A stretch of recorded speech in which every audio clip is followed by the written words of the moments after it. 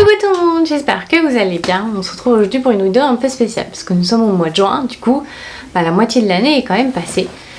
Mamma mia, c'est-à-dire que dans 6 mois c'est Noël. Faut pas que j'y pense, ça va pas aller.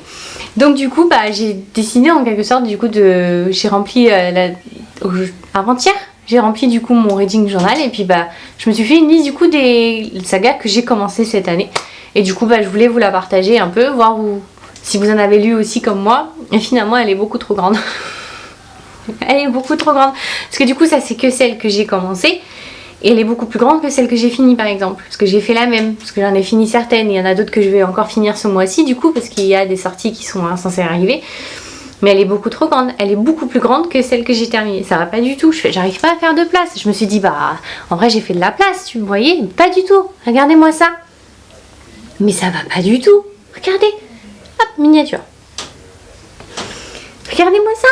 C'est n'importe quoi. Et encore, là, c'est que les physiques.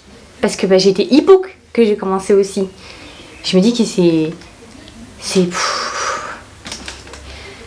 ça me désespère. Les sagas, ça va pas du tout. Du coup, je vous les montre ou pas? C'est parti. Alors, du coup, on va commencer par celui-ci.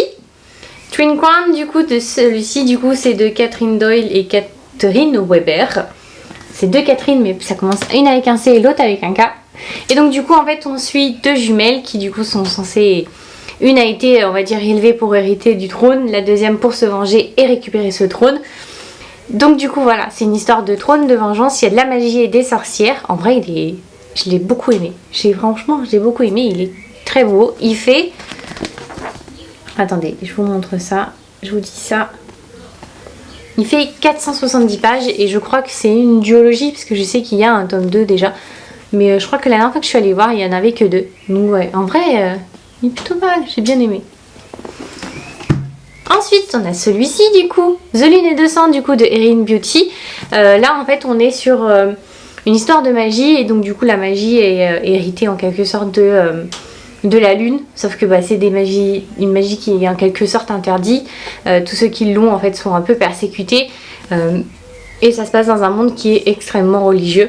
Il y a une enquête policière en même temps parce qu'il y a des meurtres et autres. Franchement l'univers est superbe. Le tome 2 quand il sortira, je pense que je me le garderai pour automne, Halloween, qui pourrait être franchement plutôt pas mal en vrai. Donc du coup voilà, mais en plus il est super beau. En vrai Lumen ils nous ont fait de très très belles sorties cette année, autant en nouvelle saga, voilà, qu'en fin de saga on en a fini quand même certaines, parce qu'il faut être honnête on en finit aussi, mais voilà.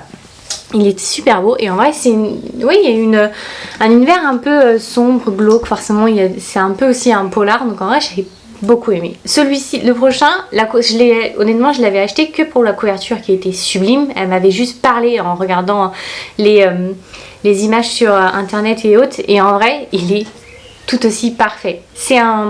Donc ça se passe en quelque sorte dans un univers qui est du coup très axé sur le thé, puisque du coup le thé peut aider et guérir, tout comme en fait peut tuer quelqu'un et autres.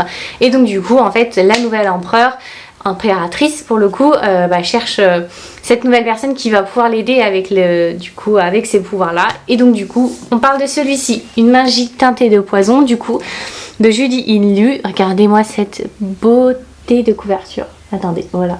Est-ce qu'il n'est pas sublime? Honnêtement, il est juste trop beau. Et en vrai, c'est sublime. Et en fait, il y a aussi une histoire un peu de sauver sa famille. Franchement, il est superbe. Je m'en souviens, je l'ai lu d'une traite. Il est parfait.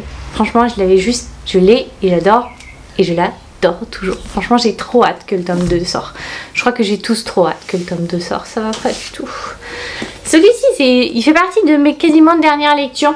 Celui-ci, du coup, c'est La joueuse de sitar, le tome 1. On est un peu sur une réécriture je crois que c'est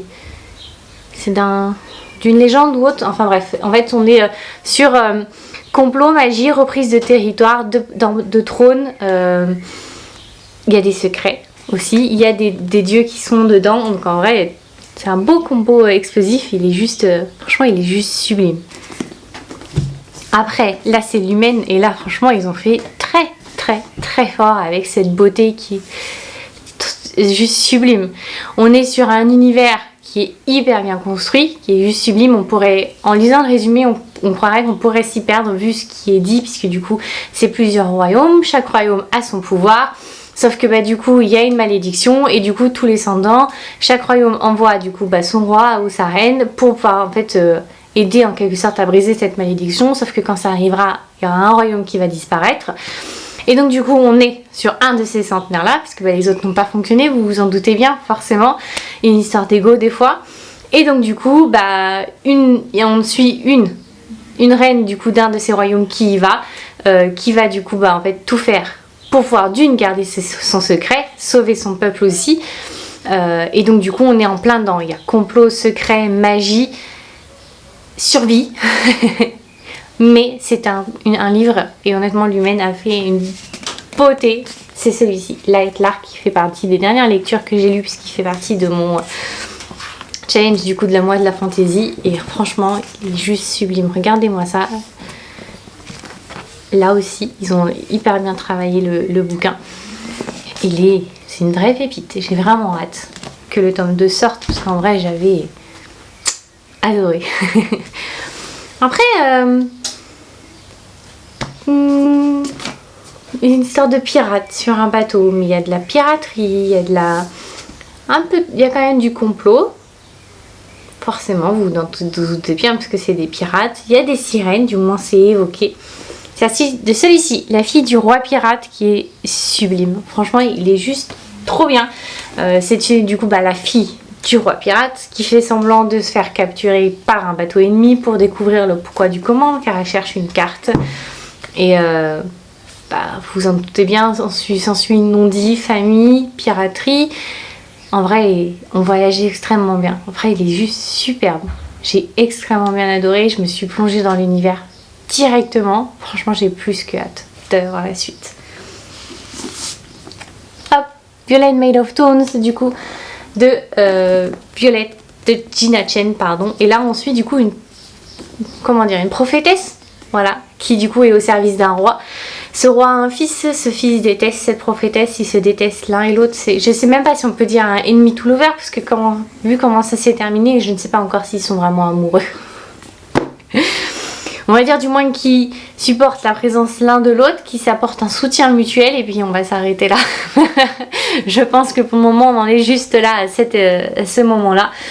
Le prince a une malédiction sur sa tête, du coup la prophétesse en quelque sorte essaye de l'aider, chose qu'il n'accepte pas, et du coup on est un peu en plein dedans. C'est pas forcément trône pour le coup, c'est plus vraiment magie,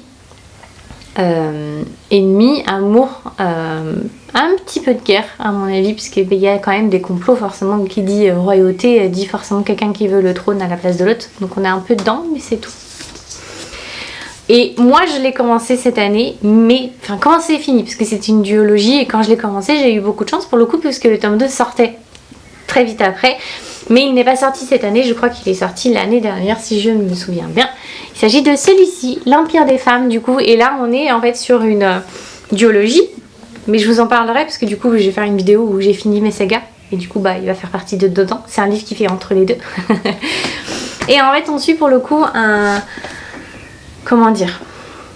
on est dans un univers en fait où c'est les femmes qui ont le pouvoir, et donc du coup c'est pas forcément du coup tout rose, parce que les femmes sont tout autant capables que les hommes de cruauté, et on le voit très bien dans ce roman là. Ensuite deux points de vue, le point de vue d'une dame qui du coup est issue en quelque sorte de la famille, d'une des familles les plus puissantes, qui a du mal avec cette idéologie là, et on suit du coup un homme qui du coup on voit comment les choses sont vécues de son point de vue à lui, qui en fait a décidé plus ou moins de renverser le pouvoir, et donc du coup forcément ils se rencontrent et les choses ne se passent pas forcément comme prévu, puisque le cœur a ses raisons que l'esprit ignore, et là on est en plein dedans honnêtement. Et niveau e-book, en vrai j'en ai quelques-uns. Alors hop, je prends mon carnet, parce que en vrai je veux pas oublier quoi que ce soit, puisque du coup c'est tout écrit, tant qu'à faire autant ne pas se tromper. Alors je vais réussir à trouver la page. Nous avons Belle morte du coup, hop, celui-ci. Et du coup en fait on est sur un univers du coup de vampires où ils ne se cachent pas. Pour le coup ils vivent à la lumière du jour en quelque sorte. Mais tout le monde sait qu'ils existent. Ce sont des superstars et donc du coup en fait des humains acceptent en quelque sorte de devenir leur frigo personnel pendant un certain temps. Une fille l'accepte mais pas pour les bonnes raisons ou pas les mêmes raisons que les autres, puisqu'en fait elle cherche sa sœur qui avait accepté d'être elle aussi donneuse de sang. C'est une fille qui déteste les vampires, hein, vous vous en doutez bien, sinon ça ne serait pas drôle comme romance.